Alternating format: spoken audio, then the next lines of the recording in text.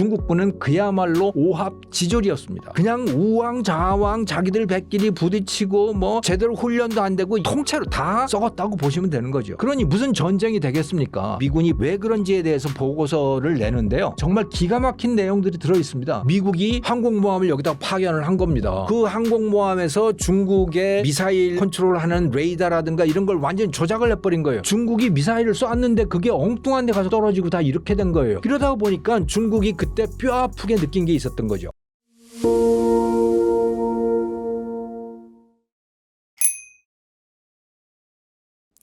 여러분 안녕하세요. 오늘도 또 중국 이야기입니다. 이 장류샤 숙청 사건으로 인해서 이 중국의 뉴스, 특히 이 부패 또 이 숙청과 관련된 이 사건이 중국 안에서는 물론이고 이 전 세계적인 관심사로 떠올라 있는 그런 상태입니다. 이 사건의 핵심은 부패, 뇌물 이런 것들인데요. 중국은 그 뿌리가 매우 깊습니다. 이 현대 중국군 부패의 역사에 대해서 오늘 좀 알아보려고 하는데요. 저는 그래서 청일전쟁부터 시작을 해보려고 합니다. 이 중국 군대가 얼마나 부패했는지는요. 이 청일전쟁 상황을 들여다보면 잘 드러나 있습니다. 특히 이 해전이 그런데요. 청일전쟁이 일어난 게 1894년 이잖아요. 그래서 95년까지 그 한 1년 가까이 이제 전쟁이 일어났었는데 해전에서도 이제 압록강 해전이 있고 또 여순 해전이라고 하는 게 있고 그래서 이 중국의 북양함대라고 하는 거하고 또 일본의 연합함대가 격돌을 했습니다. 그 결과는 뭐였느냐? 이 청나라 군대, 청나라 해군이 완전히 패배를 했어요. 정말 형편없이 패배를 합니다.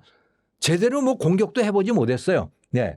그 결과가 뭐였냐? 이 시모노세키 조약이라고 하는 거였잖아요. 그래서 그 내용이 뭐였냐면 조선이 독립국임을 확인한다라고 하는 거였어요. 조선이 독립국이 아니면 그러면 그 이전에는 뭐였느냐? 그거는 바로 청나라의 속국이었다라고 하는 거예요. 그런데 이제부터 조선은 독립국이다라고 하는 것을 시모노세키 조약에서 규정을 했던 거고요. 또 타이완 여기 이거 일본 땅이야. 라고 해서 타이완 한량하는 조약도 거기에 들어있고 이렇게 됐던 거죠. 그러니까 중국의 입장에서 보면요. 조선도 잃어버렸지 타이완은 완전히 뺏겨버렸지 정말 치욕스러운 그런 전쟁이었던 겁니다. 그런데 그 당시에 이 청나라 군대하고 일본 군대 외형만 보면요. 외형만 비교해 보면 이거 비교도 안 될 정도로 중국이 강했어요. 왜냐? 중국 육군만 보면요. 100만 대군이었거든요. 해군은 이 7,000톤급의 거함, 철갑함이었어요. 이 거대한 배를 갖고 있었습니다. 아시아 최대 규모였어요. 이건 일본하고 비교도 안 될 정도였죠. 일본은 이제 뭐 막 메이지 유신해서 신흥국가로 떠오르는 그런 나라였고요. 병력 수만 보면요. 육군이 12만에 불과했어요. 근데 중국은 100만이었거든요. 이 함대 역시 마찬가지로 중국이 압도적으로 더 많았던 거죠. 그런데 실제 전투를 해보고 났더니요. 완전히 그 외형적인 전투력 숫자에 드러나 있는 거 이거하고는 완전히 달랐었어요. 중국군은 그야말로 오합지졸이었습니다. 그냥 우왕좌왕 자기들 배끼리 부딪히고 뭐 이 제대로 훈련도 안 되고 이런 군대가 바로 이 중국 군대였고요. 심지어 정말 말이 안 되는 일이 벌어졌거든요. 그게 뭐냐? 중국 군대가 이제 대포를 쏠 거 아닙니까? 함포가 있었을 거 아니에요. 그 대포를 쐈는데요. 그 대포가 하나도 터지지를 않는 거예요. 나중에 알고 보니까 나중에 그들이 쏜 청나라 군대가 쏜 그 대포 알들을 분해해 보니까요. 그 대포 안에 화약이 들어있는 게 아니고 모래, 톱밥, 진흙 이런 것들이 들어있던 거예요. 그거를 병사들이 중국의 해군 병사들이 진짜 포탄인 줄 알고 쐈는데 쏘면 뭐합니까? 진흙이 날아가고 모래가 날아가고 톱밥이 날아가고 이렇게 됐던 거예요. 그러니 무슨 전쟁을 제대로 했겠어요. 그냥 형편없이 패배하는 거 이게 너무나 당연했던 겁니다. 그럼 왜 거기에 모래, 톱밥, 진흙 이런 것들이 들어가 있을까요? 화약 대신에. 그 돈을 다 떼어 먹은 겁니다. 화약사라고 책정되어 있는 그 예산을 고위 장성들이 다 떼어 먹었고요. 그거에 앞서서 또 그 돈을 제일 많이 떼어 먹은 사람이 누구냐? 서태후였던 겁니다. 그 당시 최고 권력자가 서태후였잖아요. 그러니까 군대에 가는 돈들 그거 서태후가 자기 잔치하는 거 거기에 쓸 돈으로 다 횡령해서 쓴 거고 그 밑에서 다 알아서 그렇게 한 거죠. 그렇게 하다가 보니까 군대에 무슨 예산이 있습니까? 예산이 없죠. 그나마 있는 예산들은 그건 고위 장성들이 다 떼어먹은 거고요. 장수들이. 그러니 뭐 무슨 돈을 가지고 그걸 전쟁을 하겠습니까? 그 일본한테 형편없이 진 거예요. 이게 바로 그 당시에 청나라 군대의 진면목, 그야말로 민낯이었던 겁니다. 네. 그러다가 보니까 뭐 청나라라고 하는 이 나라는 뭐 완전히 형편없는 나라고, 그래서 어떻게 됐습니까? 결국 청나라는 여진족이 만든 군대잖아요. 그러니까 이 중국의 주류는 누굽니까? 한족이잖아요. 그 한족의 대표가 누구였어요? 바로 손문, 순원이잖아요. 이 순원이 이끄는 신해혁명 1911년이죠.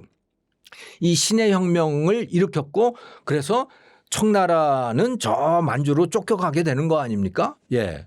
그래서 실질적으로 청나라가 다 붕괴를 하게 된 거고, 그 후임은 저기 만주국에 가서 이제 겨우 뭐 명맥만 유지하고 이제 그렇게 된 거죠. 중국 본토에는 그래서 이제 중화민국이 수립이 된 거고요. 중화민국 안에 국민당이라고 하는 그 군대가 형성이 된 거예요. 예.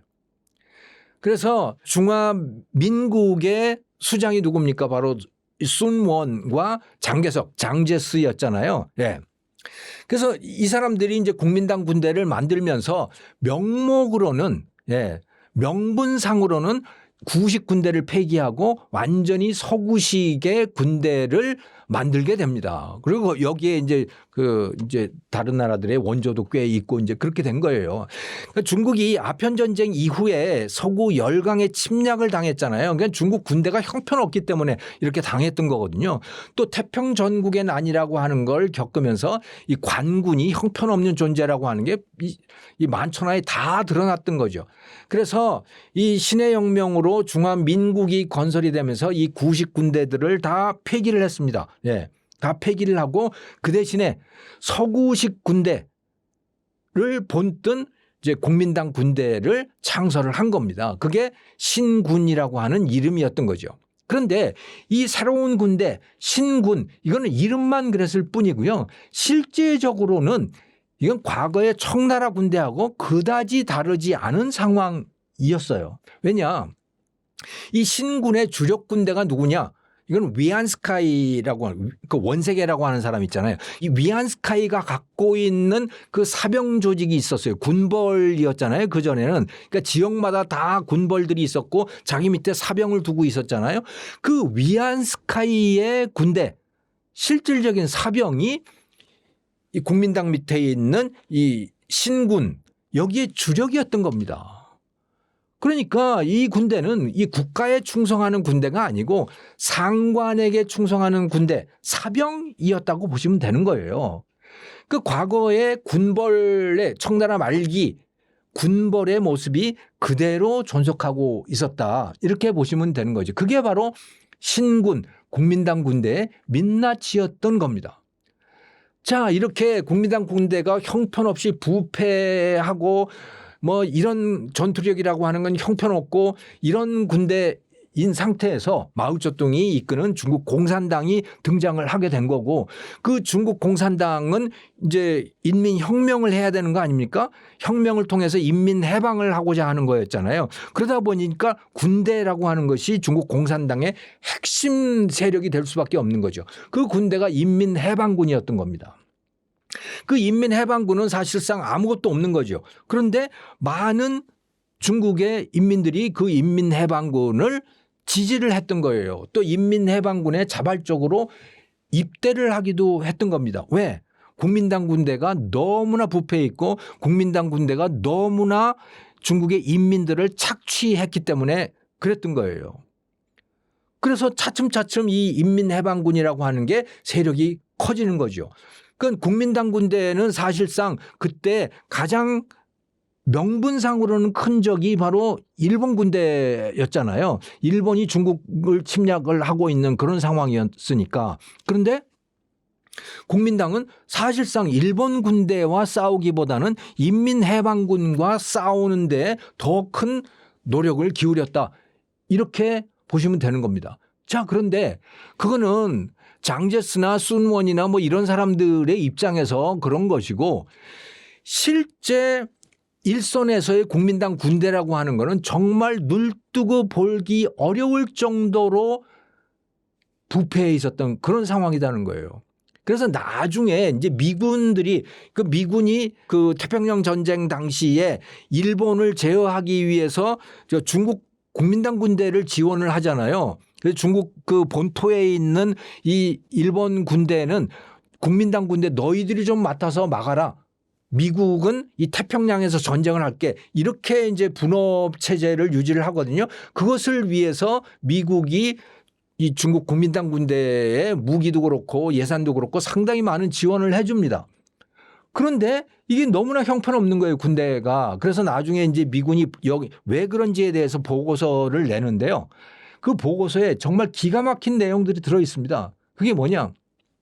이 국민당 군대의 이 지휘관들 중에 여럿이 아예 자기 부대 전체를 거기 무기 뭐 병력 이걸 다 포함해서 부대 전체를 다 공산군에게 넘기는 사례들조차도 있었다는 거예요. 뭐 때문에? 돈 받으려고요. 그러니까 자기 부대를 통째로 인민해방군에 넘기고 자기는 그냥 돈을 챙긴 겁니다. 그럴 정도로 국민당 군대가 부패해 있었던 거예요. 그러니까 이거는 지휘관만 부패한 게 아니고 그냥 그 통째로 다 썩었다고 보시면 되는 거죠.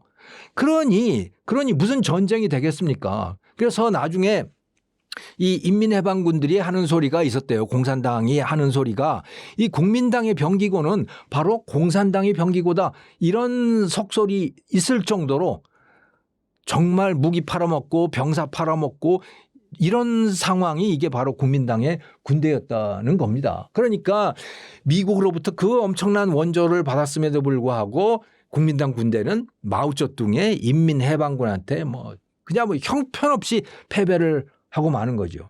왜? 그 원조 물자들 그 무기들이 다 인민해방군으로 넘어가 버렸기 때문에 그랬던 겁니다. 결국은 그래서 패배하고 그 장제스의 국민당은 타이완으로 도망가 버린 거죠. 그 세력이 바로 지금 타이완의 국민당 세력이라고 보시면 되는 겁니다. 근데 뭐 그나마 다행인 것은 장제스가 타이완으로 가고 나서는 이제 그야말로 아주 치열한 부패와의 전쟁을 했고 그러면서 타이완 군대 또 국민당 그 정치인들 이런 사람들이 그 부패 과거의 부패를 꽤 많이 털어낼 수 있게 되었던 거죠. 하지만 그 전력이라고 하는 건 그 역사 과거의 행적이라고 하는 건 도저히 뭐 내놓고 말하기도 어려울 정도로 그 정도로 부패했었다 이렇게 이해를 하시면 될 것 같아요. 근데 반면에 이 공산당의 인민해방군은 어땠느냐? 이 해방군이라고 하는 거 혁명이라고 하는 게 그렇잖아요. 처음에 혁명을 일으킨 그 사람들은 열정으로 가득하잖아요. 예. 혁명의 그 바로 그 제일 앞장서 있던 이 인민해방군이라고 하는 사람, 그러니까 열정에 가득 찬 그런 전사들이었던 겁니다.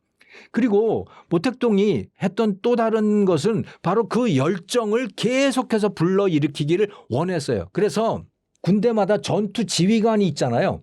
그 전투 지휘관 바로 옆에다가 정치 장교를 배치를 했던 겁니다. 그 정치 장교로 하여금 지휘관을 감시를 하고요. 끊임없이 감시를 하게 만들었고 그리고 또 그 정치 장교가 부대원들에 대해서 끊임없이 사상 교육을 했던 겁니다. 당신네들은 바로 이 공산당의 핵심 당원들이다. 그리고 너희들은 같이 사는 거야. 여기에 사유재산 같은 건 없어. 그러니까 개인적으로 뭐 챙길 생각하지 마. 이렇게 끊임없이 사상 교육을 했던 거죠. 그러다 보니까 그 덕분에 인민해방군은 부패하지 않은 상태로 유지할 수가 있었던 거고 또는 부패가 적은 상태로 유지할 수가 있었던 거고 국민당군은 완전히 부패했던 거고 국민당군이 갖고 있던 무기들이 인민해방군으로 대부분 넘어오게 됐던 거고 그래서 인민해방군이 승리를 했던 거죠. 그리고 1949년 그 인민해방군과 중국 공산당이 만든 국가 중화인민공화국이 건국이 됐던 겁니다. 그리고 중화인민공화국은 공산당이 소유한 국가인 거죠. 그러니까 중국은요 아직도 중국의 주인은 누구냐? 바로 공산당입니다. 중국 군대 인민해방군의 주인도 바로 중국 공산당입니다. 우리나라는 어떻습니까? 대한민국 국군의 주인은 대한민국이죠. 그 대한민국의 주인은 누굽니까? 바로 국민이란 말이에요. 그러니까 대한민국 군대는 국민의 군대인 거예요. 중국은 아닙니다. 중화인민공화국이라고 하는 국가도 공산당 소유고요.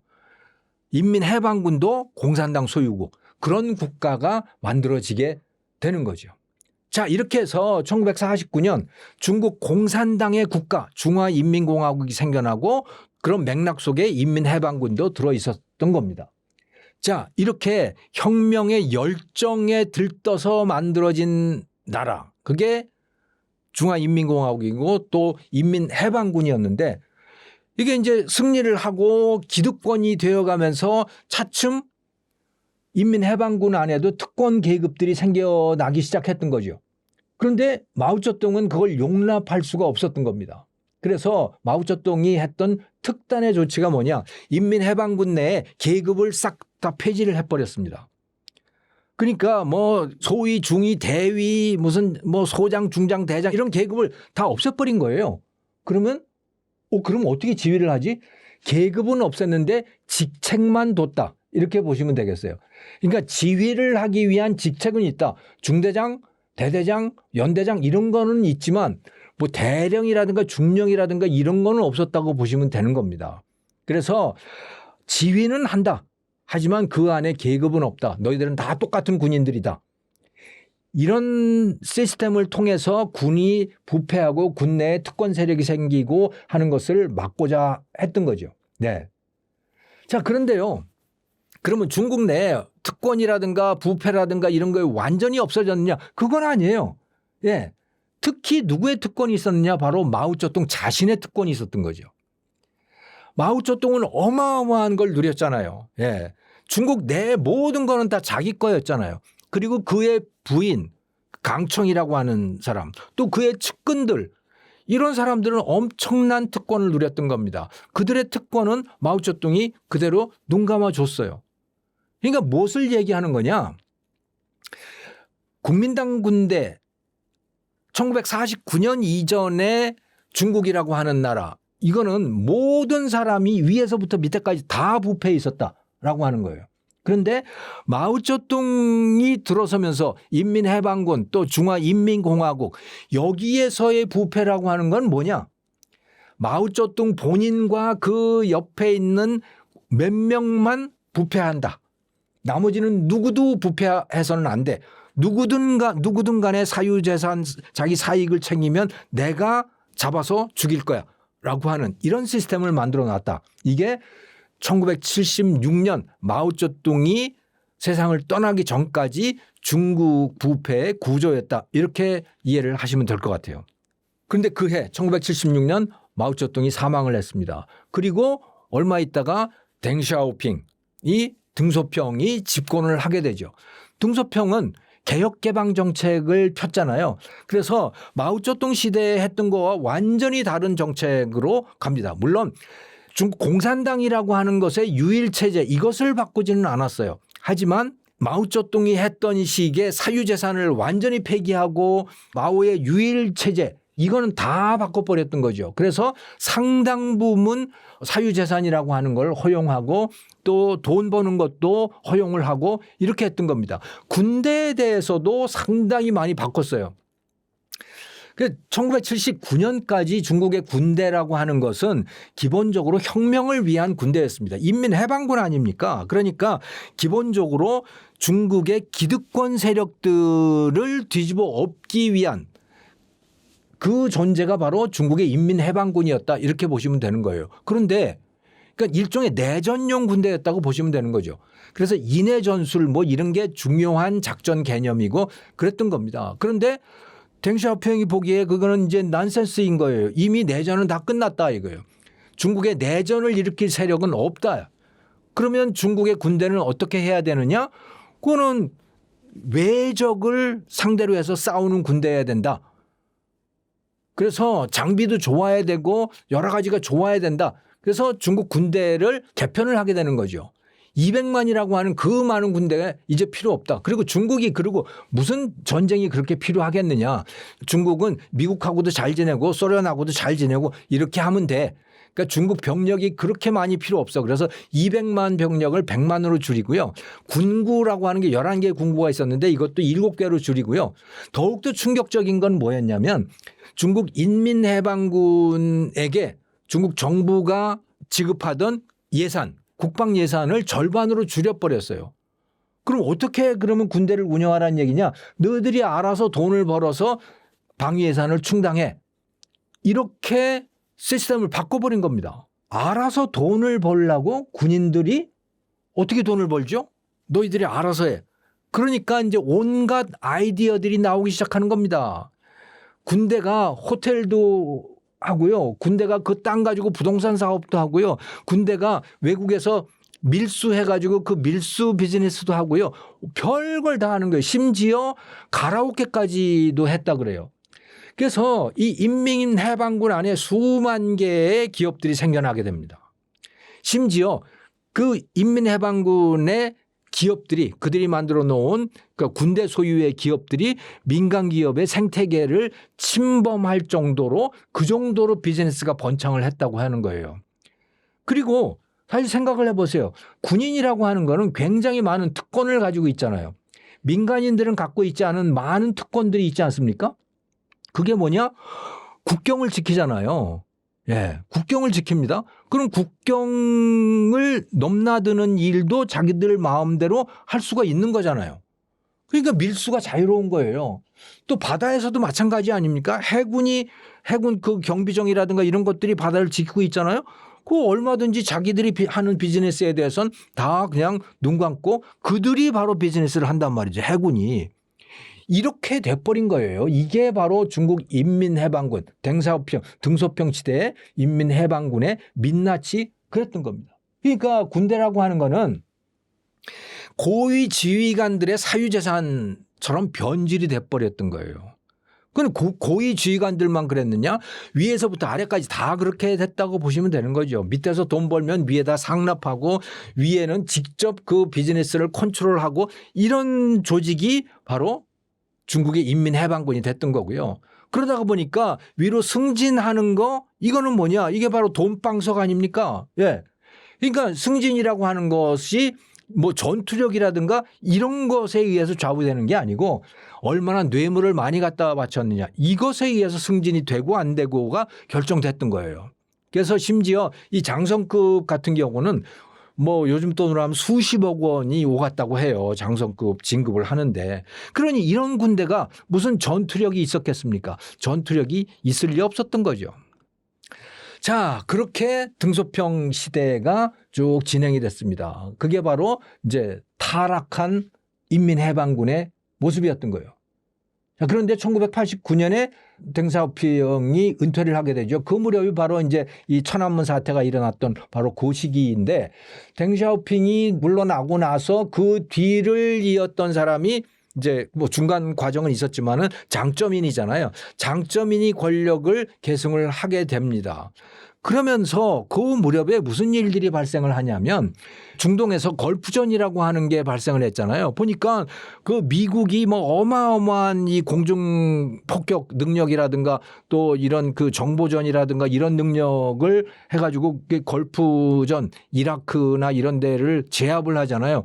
그걸 보면서 이제 중국도 이제 깜짝 놀랐던 거죠. 네.